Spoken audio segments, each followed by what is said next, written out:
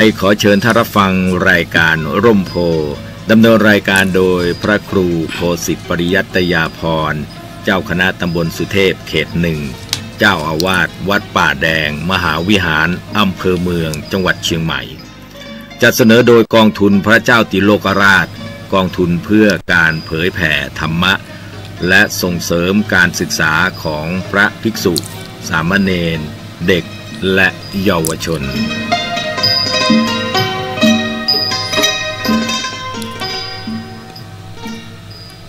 สว่างนอกโดยแสงไฟสว่างในโดยแสงธรรมเจริญสุขท่านผู้ฟังรายการร่มโพทุกท่านวันนี้ก็ปะกับอาตมาภาพพระครูโคสิทธิปริยัตยาภรณ์ทางสถานีวิทยุสาธารณะจังหวัดเชียงใหม่คลื่นพัฒนาคุณภาพชีวิต FM 92.25 เมกะเฮิรตซ์และสถานีวิทยุเพื่อพระพุทธศาสนาเพื่อการศึกษาพระพุทธศาสนาและวัฒนธรรม FM 104.5 เมกะเฮิรตซ์วัดฝายหินอำเภอเมืองจังหวัดเชียงใหม่รายการนี้นำเสนอแก่ท่านผู้ฟังทุกวันเสาร์และวันอาทิตย์โดยจะเริ่มตั้งแต่เวลานี้เป็นต้นไปคือหลังจากที่ได้ฟังรายการเดินหน้าประเทศไทยเขาก็ปะกันก็จะดำเนินรายการไปเกือบจะถึง1 ทุ่มอาทิตย์หนึ่งเขาก็ปะกัน2 วันโดยเฉพาะรายการร่มโพก่อนอื่นต้องขอบคุณท่านพระครูสมุวิสุวัตรวรกิจโจผู้อำนวยการสถานีวิทยุ FM 104.5 เมกะเฮิรตซ์วัดผาหินท่านผู้อำนวยการซึ่งได้มีความเมตตาและให้ความร่วมมือกับสถานีวิทยุ FM 92.25 ในด้านเทคนิคตลอดมารายการนี้อาตมาภาพนำมาเสนอแก่ท่านผู้ฟังณห้องส่งของสถานีวิทยุ 92.25 เมกะเฮิรตซ์หลังจากที่ได้ห่างหายการส่งกระจายเสียงมาพอสมควรก็คิดว่าท่านผู้ฟังที่รับฟังรายการนี้ทางวิทยุก็ดีทาง Facebook พระครูโคสิทธิปริยัตยาภรณ์ก็ดีเดี๋ยวว่ารับฟังรับชมจากเพจคลื่นพัฒนาคุณภาพชีวิต 92.25 เมกะเฮิรตซ์ก็ดีก็เชื่อว่าทุกท่านที่ฟังรายการนี้จะได้รับสาระและขอข่าวสารของทางคณะสงฆ์และขอข่าวของทางวัดประแดงถึงปิ่งกิจกรรมเขาก็จะนำมาแจ้งให้ท่านทั้งหลายได้รับฟังกันก็คิดว่าจะเป็นประโยชน์โดยเฉพาะอย่างยิ่งพี่น้องชาวพุทธเฮาที่สามารถจะรับฟังได้รับรู้และเรียนรู้เกี่ยวกับวิชาพุทธศาสนาเราสามารถฟังได้คลื่นความถี่ไม่ว่าจะเป็นสถานีวิทยุแห่งนี้และสถานีวิทยุ 104.5 เมกะเฮิรตซ์อันนี้เป็นวัตถุประสงค์ของสถานีซึ่งเป็นสื่อของด้านทางพระพุทธศาสนาอันนี้ก็กล่าวบอกกล่าวแก่ท่านทุกท่านมาได้รับทราบนะครับกองทุนพระเจ้าติโลกราชกองทุนเพื่อการเผยแผ่ธรรมและส่งเสริมการศึกษา ก็เอาตั้งขึ้นมามีวัตถุประสงค์เพื่อส่งเสริมการศึกษาของพระภิกษุสงฆ์สามเณรของวัดประแดงเฮาตั้งแต่รุ่นแล้วรุ่นเล่ามาเป็นเวลาหลายปีแล้วพร้อมกันนั้นเขาก็จัดรายการทางสถานีวิทยุโดยเฉพาะรายการนี้ก็นำเสนอโดยกองทุนพระเจ้าจิโลกราชเขาตั้งขึ้นมาก็เพื่อเป็นเกียรติและเป็นอนุสรณ์แก่พระเจ้าจิโลกราชผู้สถาปนาวัดป่าแดงมหาวิหารอันนี้เป็นวัตถุประสงค์แล้วก็เพื่อที่จะประกาศเกียรติคุณอันงามของพระองค์ท่านได้เป็นที่รู้จักแก่หมู่เฮาในยุคปัจจุบันในช่วงของต้นรายการนี้อยากจะนำก็เรียกว่าเป็นพินัยธรรมพระศาสดามานำเสนอท่านในเป็นเบื้องต้นซึ่งนำมาจากคุตกานิกายยามกะวรรคในหัวข้อที่ว่าทุกสิ่งสำเร็จด้วยใจมโนบุพังขมาธรรมามโนเศรษฐามโนมายามนาสาเจปัสสันเนนะภาสติวากโรติวาตะโตนังทุกขมะเนวติฉายาวะอนัปปายินีแปลเป็นใจความภาษาไทยว่าธรรมทั้งหลายมีใจเป็นหัวหน้ามีใจเป็นใหญ่สำเร็จแล้วด้วยใจถ้าบุคคลที่มีใจดีจะอู้ดีหรือว่าจะทำดีตามไปตัวเพราะความดีสุขย่อมติดตามเขาไปตัวเหมือนเงาติดตามตัวเขาไปฉะนั้นอันนี้เป็นพระพุทธพจน์ที่มีมาในคุตกายยามกะวรรคนั่นก็หมายว่าธรรมทั้งหลายจะมีใจเป็นหัวหน้ามีใจเป็นใหญ่ใจยังก็สำเร็จด้วยใจเขาจะอู้ก็ดีจะแย่อย่างก็ดีเนี่ยมันก็ไปตามนั้นเพราะฉะนั้นความดีที่ทำเนี่ยมันความสุขมันก็จะตามมาเหมือนเงาติดตามตัวเข้าไปอย่างทุกวันอันนี้เป็นพินัยธรรม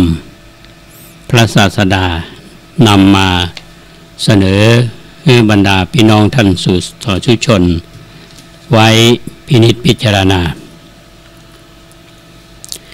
เมื่อวันเสาร์ที่แล้ว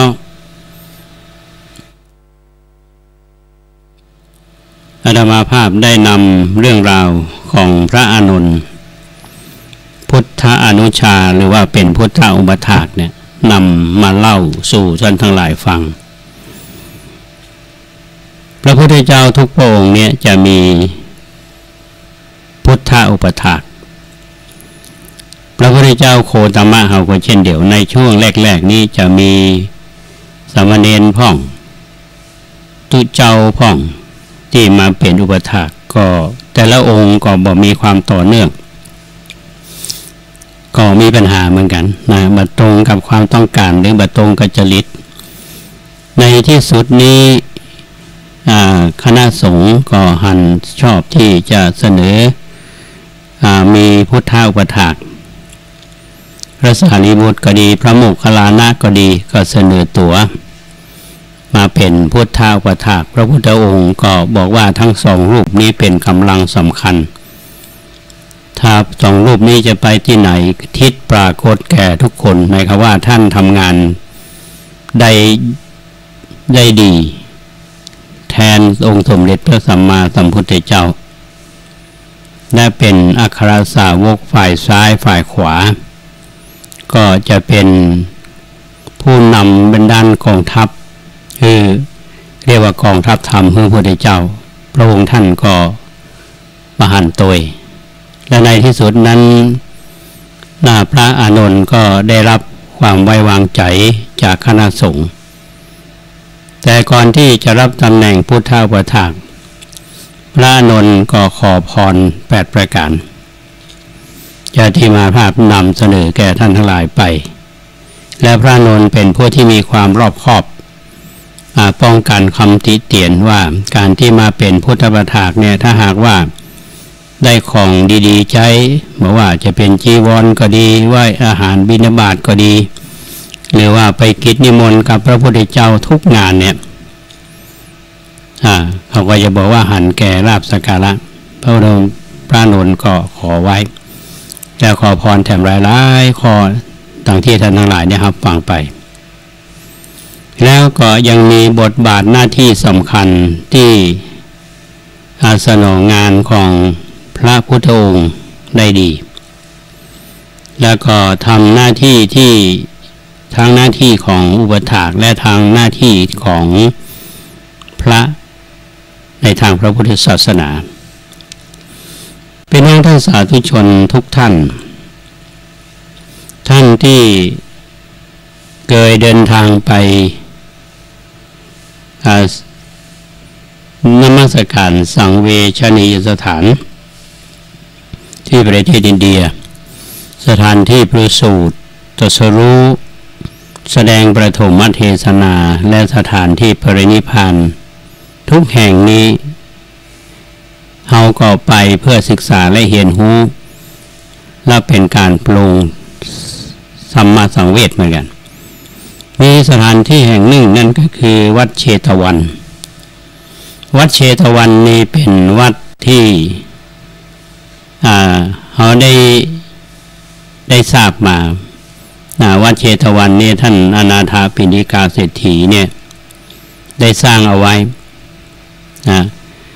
แล้วพระพุทธเจ้าก็ประทับอยู่ที่นี้ทีนี้พระอานนท์เนี่ยท่านก็มีบทบาทสำคัญที่ขอปลูกต้นศรีมหาโพธิ์ไว้ที่วัดพระเชตวันมหาวิหารหรือว่าเราไปเนี่ยเราจะหันว่าก็เรียกว่าอานนท์โพธิอย่างปานนั้นนะเรามาก็เคยไปหลายปีละอันนี้เรามาฟังว่าทำไมพระอานนท์จึงทูลขอปลูกศรีมหาโพธิ์ที่วัดพระเชตวันตัวหนึ่งท่านอนาถาปิณฑิกาเศรษฐีก็มาเกิดว่าพระเชตวันมหาวิหารเนี่ยของท่านก็เมื่อพระพุทธเจ้าเสด็จมาจาริกมาที่ไปจากที่อื่นแล้วก็เสียเวลาว่างเปล่าบ่มีร่องรอยอย่างไว้เลยไม่ว่าจะเป็นอุบาสกอุบาสิกาถือดอกไม้ของหอมไปจะบูชาก็ไปบ่มีที่บูชาสนิยฐานเป็นที่บูชาเอาไปไว้ที่ประตูพระคันธกุฎีพระอานนท์ก็มาเข้าไปปรึกษาท่านอนาถาปิณฑิกาเศรษฐีเนี่ยหันปัญหาก็เข้าไปปรึกษากับท่านพระอานนท์ในฐานะที่เป็นพุทธอุปถากท่านพระอานนท์นี้ก็เข้าไปเฝ้าพระพุทธเจ้าก็ทูลถามเรื่องของพระเจดีย์เนี่ยว่ามีกี่อย่างพระพุทธเจ้าก็ตรัสว่ามีอยู่3อย่างคือพระสารีริกธาตุเจดีย์ปาลิโภคิกะเจดีย์และอุเทสิกะเจดีย์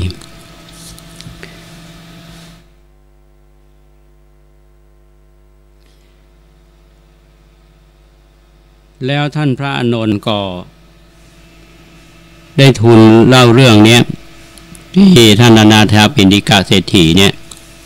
ที่มาปรารภกับท่านเล่าถวายพระพุทธองค์ในที่สุดนี้พระอานนท์ก็ได้ทูลถามว่าจะนำพืชโพจากต้นมหาโพมาปลูกที่ประตูของพระเชตวันได้หรือไม่พ พระพุทธเจ้าทรงอนุญาตท่านผู้ฟังและท่านก็จาริกไปแจ้งบอกฮือกับท่านเศรษฐีพระเจ้าประเสนาธิโกศลก็ดีพระนางวิสาขาก็ดีก็มาช่วยกันขุดหลุมปลูกต้นโพที่หน้าประตูพระเชตวัน แล้วก็ขอให้ท่านพระมหาโมคคัลลานะเนี่ยได้นำพืชโพ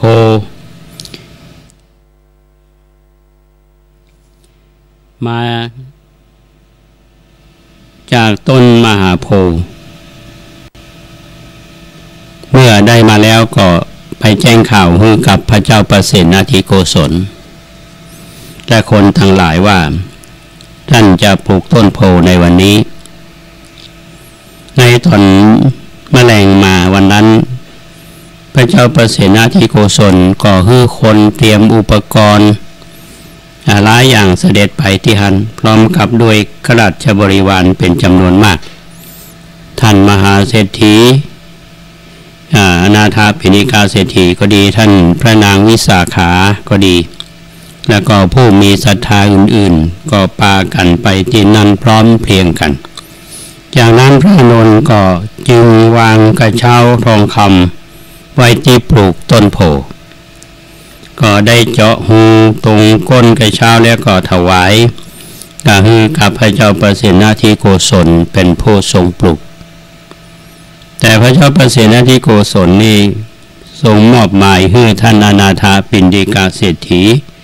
เป็นผู้ปลูกท่านอนาถปิณฑิกาเศรษฐีเนี่ยจึงนำน้ำหอม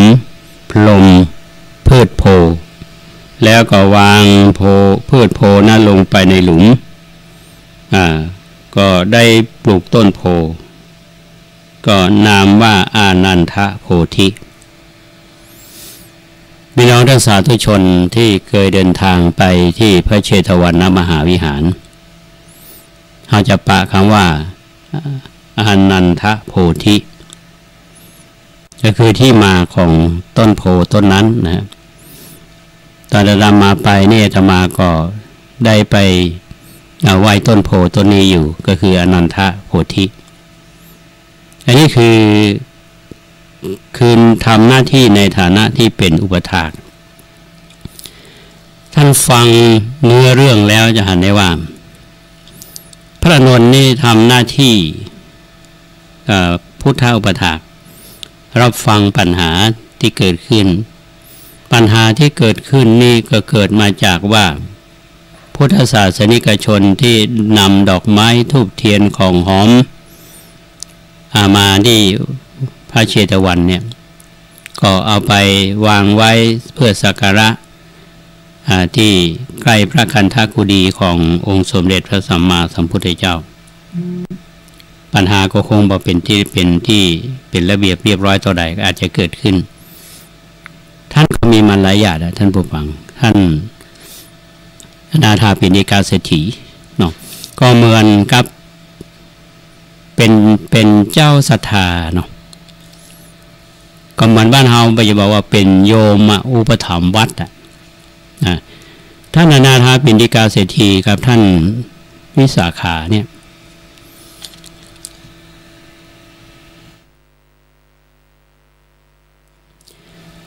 เป็นชาวพุทธที่เข้าใจเรื่องราวของพระเจ้าประสงค์เฮาเวลาไปเจ้านี่ก็ทำข้าวต้มไปถวายพระสงฆ์องค์เนรไปตอนบ่ายก่อนนำปานะไปอันนี้เป็นหน้าที่ที่จะบำรุงพระเจ้าประสงค์แต่หากปัญหาเกิดขึ้นแท้ที่จะทำโดยพระการเนี่ยก็นำไปเรียนปรึกษาท่านพระนนท์ก่อนพระนนท์ทราบเรื่องราวแล้วก็ไปกราบทูลพระพุทธเจ้าทรงทราบพระพุทธเจ้าก็ทรงพิจารณาว่าสิ่งนี้มันเป็นสิ่งที่ดีนะก็ควรที่จะข้อเสนอของโยมผ่านอุปถากว่าจะขอให้นำโพพืชเนี่ยท่านผู้ฟังก็คงจะเป็นนอเนาะเป็นนอต้นไม้สลีมาจากต้นสี่มหาโพธิ์ที่พุทธคยา ก็นำมาปลูกท่านเห็นด้วยแล้วก็ดำเนินการปลูกคือแทนที่จะทำโดยพระการพระนนท์ปลูกเองเนี่ยท่านพระนนท์ก็คือเกียรติโยมนะท่านอนาถปิณกาเศรษฐีในฐานะที่เป็นโยมอุปถัมภ์วัดเนี่ยท่านอนาถปิณกาเศรษฐีเนี่ยก็ทรงให้เกียรติพระเจ้าแผ่นดินเนี่ยคือพระเจ้าประเสนาธิโกศลก็ถวายพระเจ้าประเสนาธิโกศลเพื่อจะทรงปลูกพระเจ้าประเสนาธิโกศลเนี่ย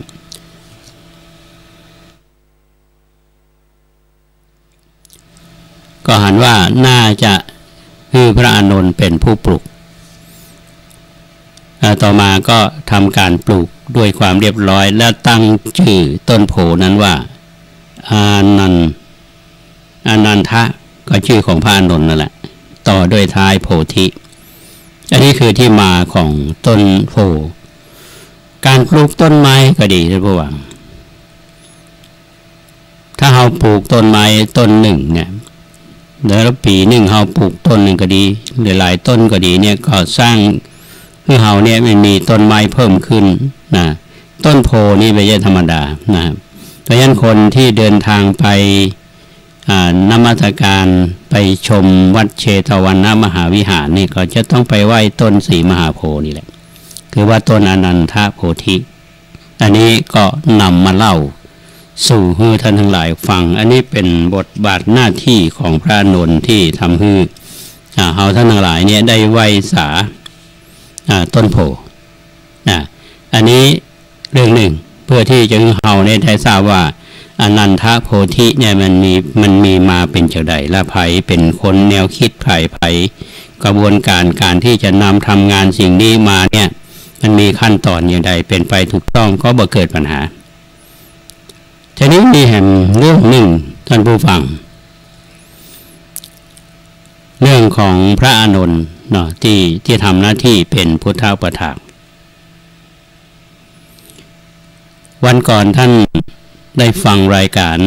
จากร่มโพขออภัยวิทยุแห่งนี้วันก่อนอาตมาได้มาออกรายการก็ได้อู้ถึงเรื่องของการทำบุญปล่อยหลวงโรงพยาบาลสงฆ์แห่งโรงพยาบาลมหาราชนครเชียงใหม่หรือว่าตึกสงฆ์อาพาธเดิมหรือว่าอาคารสุจิตโตปัจจุบันนี้ปรับปรุงเรียกว่าโรงพยาบาลสงฆ์ทีนี้มันจะมีว่าการพยาบาลภิกษุไข้เนี่ยและสงฆ์องค์เนรเขาก็ดีที่เข้าไปตึกสงฆ์จันลุ่มเนี่ยมันจะมีพุทธภาษิตเขียนไว้สวยใหญ่ๆบนประตูทางออกที่จะเข้าไปห้องจ่ายยาที่เภสัชกรท่านจ่ายยาเนี่ยจะมีภาษิตไว้แล้วก็มีคำภาษาไทยแปลไว้แปลว่าผู้ใดที่ปฏิบัติภิกษุไข้เหมือนกับได้ปฏิบัติพระตถาคตจะเข้าประตูไปนี่จะมีรูปอยู่ตรงบนเนี่ยถ้าเฮาบ่สังเกตว่าหันถ้าไปนั่งอยู่ตรงนั้นนี่มองออกไปตรงบนประตูเข้านี่จะมีภาพที่เฮาพยาบาลภิกษุไข้มันมีที่มาแล้วอาจารย์มาอยากเล่าตรงนี้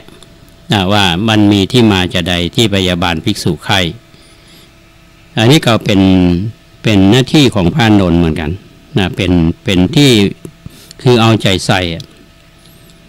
ในสมัยหนึ่งคือพระพุทธเจ้าเฮาเสด็จไปตามเสนาสนะต่างๆแม้ว่าพร้อมกับพระอานนท์ก็ได้ทอดพระเนตรทันภิกษุอาพาธรูปหนึ่งนอนจมกองมูดกองคุกของตนเองอยู่ก็หมายถึงว่าตัวเจ้าว่าสบายเนี่ยนอนบ้านเฮาห้องว่าแจ้ขี้แจ้เหี่ยวขออภัยนะก็เสด็จเข้าไปใกล้แล้วก็จะถามว่าเป็นโร คอะไรอย่างเป็นจะได้บ่มีภัยมาพยาบาลภิกษุรูปนั้นก็ทูลว่าเป็นโรคท้องร่วงลุตองหัวการที่บ่มีผู้พยาบาลก็เพราะว่าท่านได้ทำอุปการะแก่ภิกษุทั้งหลายไว้คือหมายว่าตอนอยู่นี่คือบ่เอาธุระเนาะเป็นมีกิจกรรมมายังกับบ่จ่อยเขาคือว่าง่ายก็บ่มีน้ำใจพอบ่สบายขึ้นมานี่พวกก็บ่ดูแลแหละเมื่อพระองค์ทรงทราบดังนั้นแล้วก็ไปรับสั่งให้พระอานนท์เอาไปตักน้ำมาถวายแล้วพระพุทธองค์ก็ทรงรดน้ำอาบให้พระอานนท์ก็มาขัดสีพระพุทธองค์ก็ทรงยกศีรษะของภิกษุรูปนั้นพระอานนท์ก็ยกเท้าแล้วก็วางไว้บนเตียงนอนในวันนั้นพระพุทธองค์ก็ได้รับสั่งให้พระอานนท์ได้เรียกประชุมสงฆ์ก็ตัดลบเหตุข้อนี้ที่บ่มีภัยพยาบาลภิกษุอาพาธรูปนั้นเป็นต้นแล้วก็ทรงเทศนาว่าดูก่อนภิกษุทั้งหลายหมู่เฮานี่บ่มีพ่อบ่มีแม่ผู้ใดเล่าที่จะพยาบาลพวกเธอถ้าพวกเธอจะบ่พยาบาลกันเองอภัยจักมาพยาบาลดูก่อนภิกษุทั้งหลายผู้ใดจะพึงอุปถากเราภิกษุนั้นพึงอาพาธภิกษุอาพาธอันนี้คือที่มาในการรักษาภิกษุไข้หรือภิกษุอาพาธเนี่ยจะมองเห็นว่าพระพุทธองค์นี้มีพระมหากรุณาธิคุณต่อทุกคน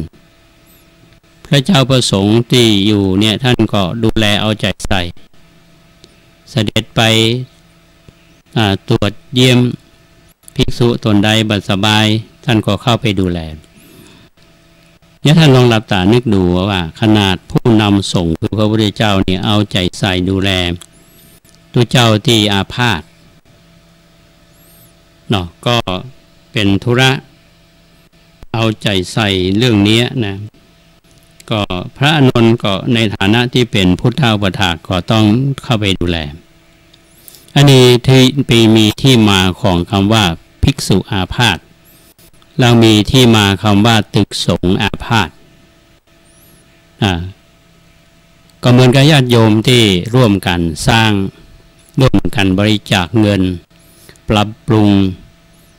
อาคารสุจิโนเนี่ยบอกว่าจะเป็นพระเจ้าประสงค์พระมหาเถระญาติโยมได้เป็นเจ้าภาพด้วยเงิน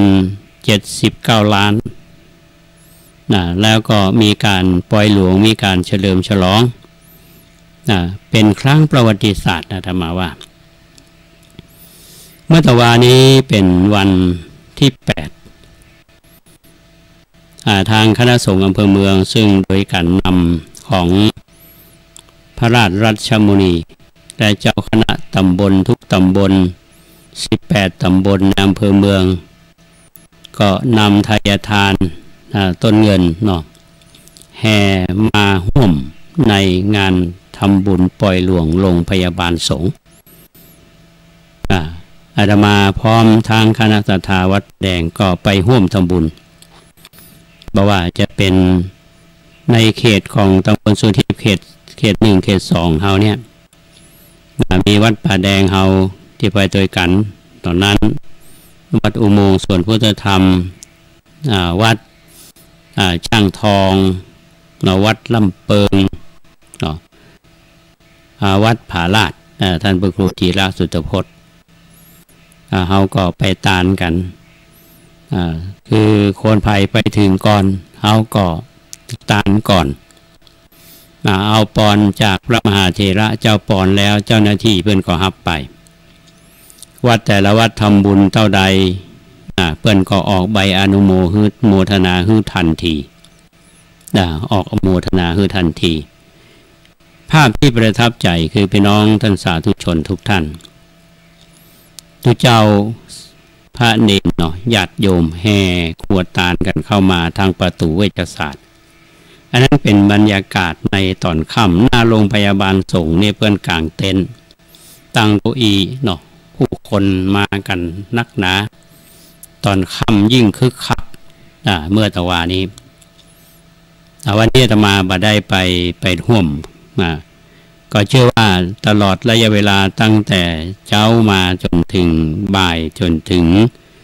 เย็นวันนี้ก็จะมีวัดต่างๆในอำเภอต่างๆเนี่ยทยอยกันมาอันนี้อาตมาได้เล่าความเป็นมาของว่าภิกษุไข่เนี่ยและมีพระพุทธองค์เป็นตัวอย่างและพระพุทธองค์ก็ตรัสด้วยความเป็นห่วงที่เป็นภิกษุไข่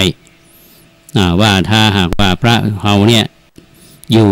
ร่วมกันเนี่ยมีมิตรจิตมีใจมีน้ำจิตน้ำใจเนี่ยเจ็บเป็นเย็นอุ่นเพื่อนก็จะมีคนดูแลถ้าเราไร้น้ำใจเนี่ยคนก็บ่ดูแลเราในกรณีของพระรูปเนี่ยที่เล่าให้ฟังพอรู้ต้องขึ้นมาเนี่ยนอนแจ้ขี้แจ้เหี่ยวไม่หยาบนะท่านฟังภาษาพระขุนก็พระเจ้าก็จึงทรงทำเป็นตัวอย่างพระนนท์ก็ต้องปฏิบัติตามอันนี้คือที่มาแนวคิดอันนี้มันก็ส่งผลมาถึงเฮาที่เป็นพุทธศาสนิกชนไง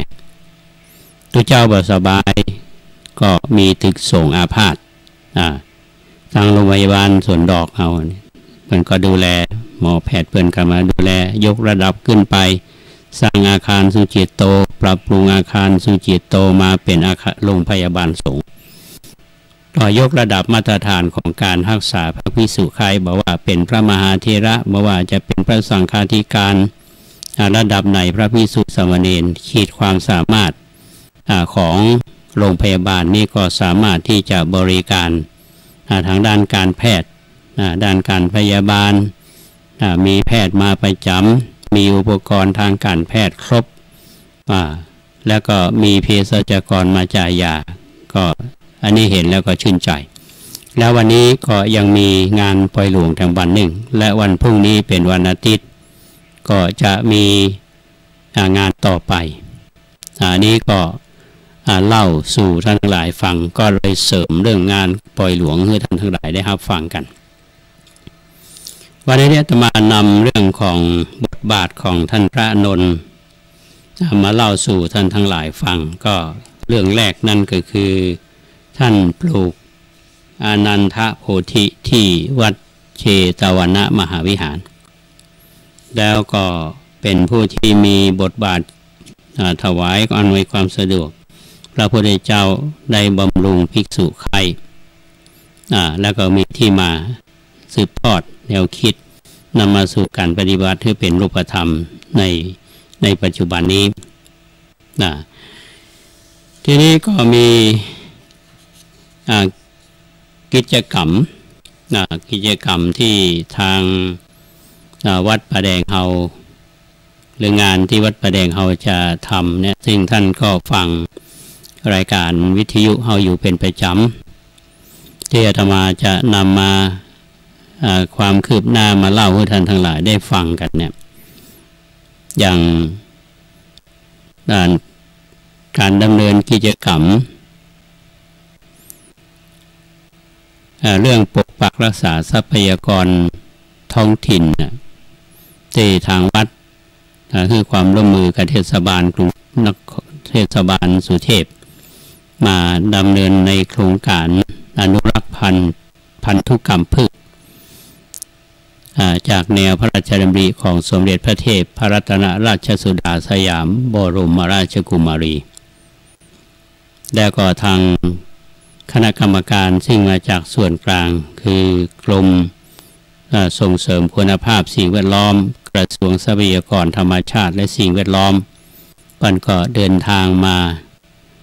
ตรวจดูพื้นที่สีเขียวในภาคเหนือเนี่ยแล้วก็เข้ามาที่ตำบลสุเทพแล้วก็มาที่วัดประแดงเฮาเพื่อนก็มาหันแล้วเพื่อนก็ชื่นชมกับวัดและชุมชนที่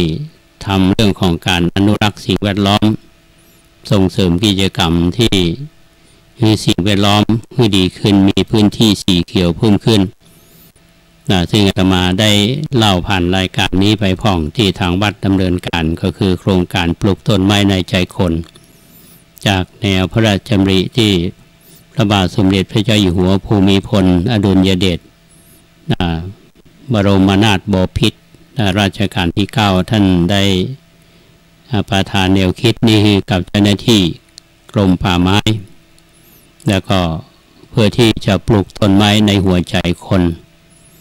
แล้วก็ปั่นการเพิ่มสร้างต้นไม้ปลูกต้นไม้ให้มีมากขึ้นพื้นที่สีเขียวมากขึ้นในโลกใบนี้ก็จะทำให้โลกเราเย็นลงก็บ่เกิดปัญหาหมอกควันอันนี้ก็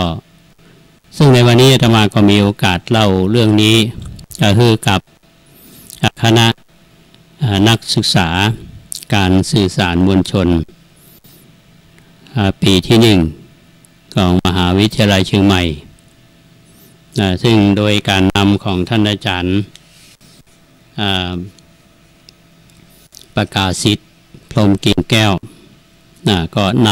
ำนักศึกษามาประกอบทำกิจกรรมอาสาพัฒนาเบื้องต้นนั้นก่อนที่อาตมาภาพจะเดินทางไปที่วัดสันทรายหลวงเพื่อร่วมงานบำเพ็ญกุศลและชาปนกิจคุณแม่จันทราตะการอาตมาก็ได้นำบรรดานักศึกษาจากคณะการสื่อสารมวลชนเนี่ยได้ทำพิธีคือมีการไหว้พระสมทานเวชศิลป์แล้วก็ถวายสังฆทานแล้วก็ได้เล่าประวัติวัดประแดงอดีตในอดีตว่าวัดประแดงนี่เขาสร้างมาสมัยไหนสมัยที่พระเจ้าทีโลกราช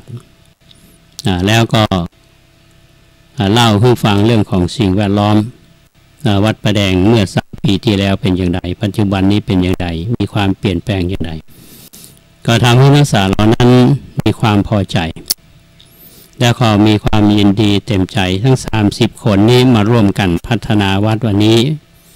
มากวาดใบไม้ซึ่งมีจำนวนเยอะเจ้าก็หล่นบ่ายก็หล่นพระเนนก็กวาดทุกเช้าทุกเย็นแล้วนักศึกษามาวันนี้ทุกคนเนี่ยมาทำความสะอาดวัดมาขัดห้องน้ำอันนี้เห็นแล้วภาพแล้วเป็นที่น่าชื่นใจเป็นกิจกรรมที่ดีก็ต้องชื่นชมอาจารย์ที่นำนักศึกษาเขาอยู่ปี1ก็ถามอาจารย์ประกาศสิทธิ์เนี่ยที่มาเนี่ยแต่เพื่อนก็เล่าให้ฟังว่ากิจกรรมนี้เป็นการเสริมกระบวนการของเรียนวิชาที่ปลูกฝังคุณธรรมและจริยธรรมอาตมาก็ชื่นชมอันนี้ก็เล่าให้ฟังว่านักศึกษาเขาเนี่ยก็เป็นคนที่ว่าใบใจว่าละอ่อนสมัยนี้บ่เข้าวัดแต่ว่า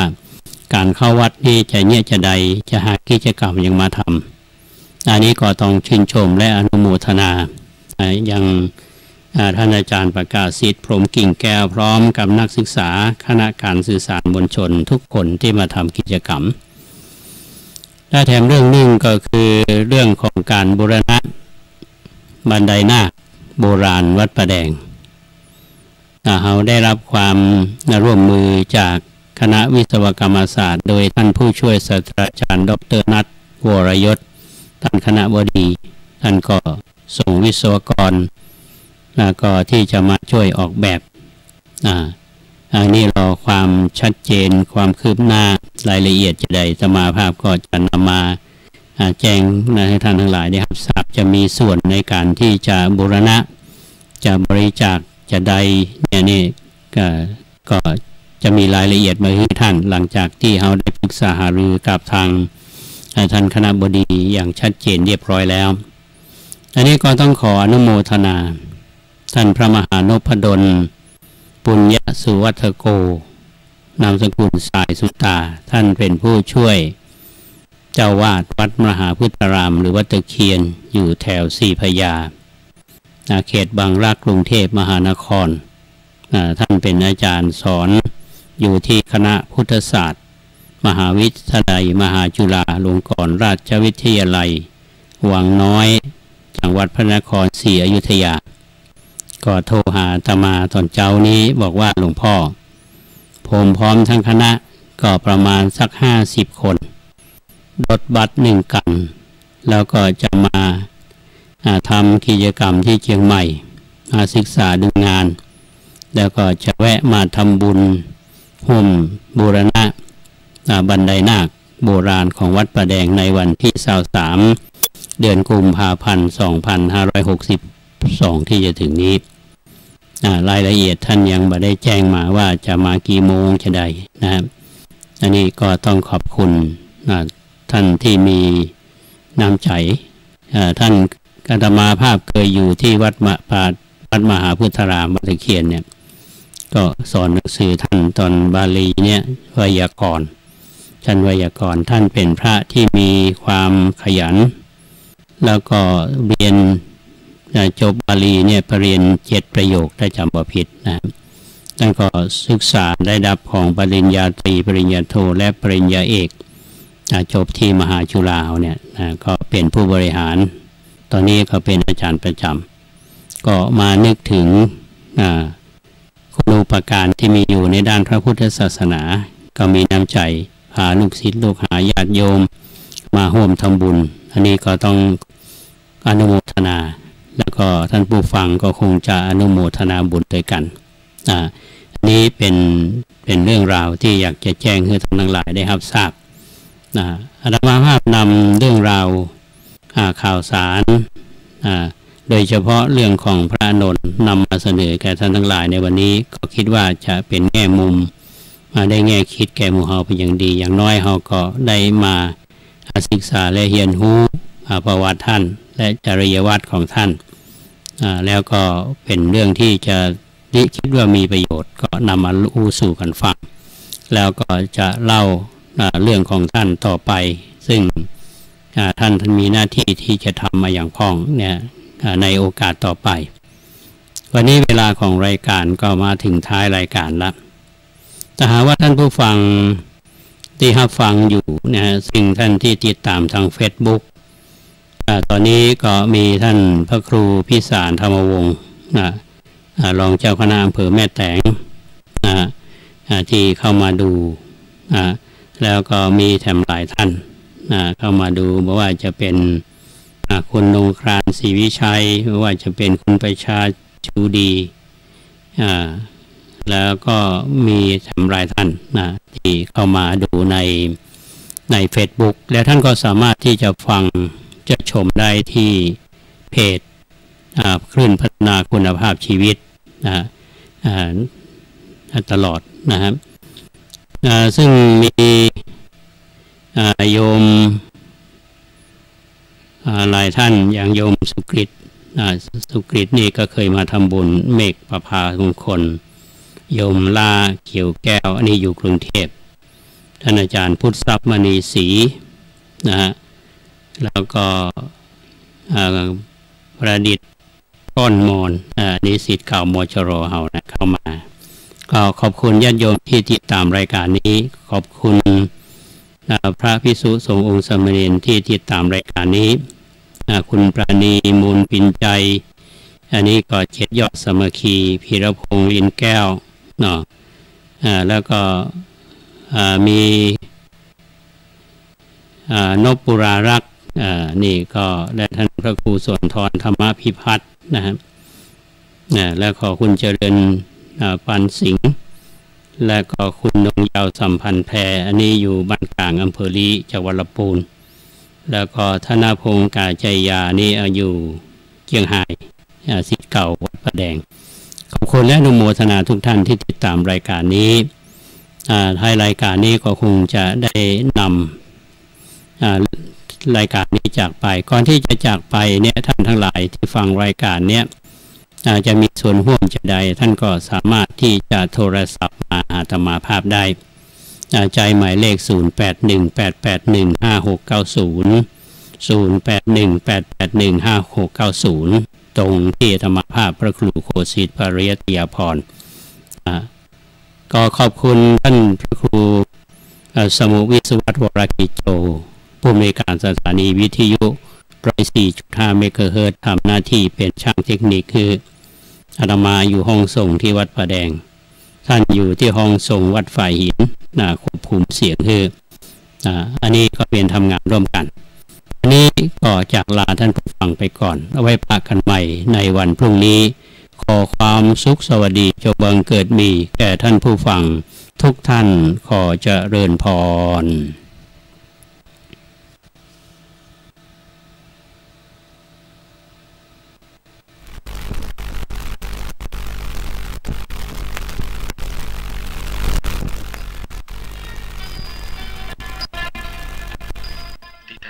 ฟังจบลงไปแล้วนั้นเป็นรายการร่มโพบรรยายโดยพระครูโคสิทธิ์ปริยัตยาภรณ์เจ้าคณะตำบลสุเทพเขตหนึ่ง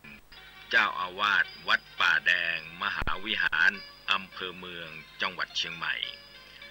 ท่านจะติดตามรับฟังรายการนี้ได้เป็นประจำในเวลานี้ขอเชิญชวนผู้มีจิตศรัทธาร่วมกองทุนพระเจ้าติโลกราชโดยติดต่อได้ที่วัดป่าแดงมหาวิหารโทรศัพท์053-328-370หรือ081-881-5690การส่งเสริมการศึกษาเหมือนติดอาวุธทางปัญญา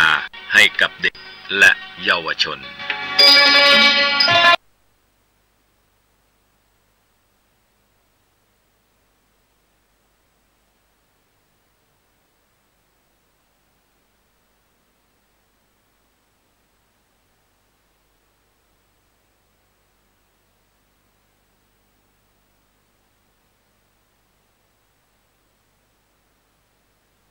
พื้นที่อื่นๆให้ในอำเภอใช้ระบบ Single Command ในการสั่งการแก้ไขปัญหาและเฝ้าระวังติดตามข้อมูลการเกิดจุดความร้อนในพื้นที่หากพบจุดความร้อนตั้งแต่3จุดขึ้นไปให้รีบหารือกับผู้นำท้องถิ่นท้องที่เพื่อหาแนวทางแก้ไขโดยเร็วชาติชายคะมาทีมข่าวสวท.แพร่รายงาน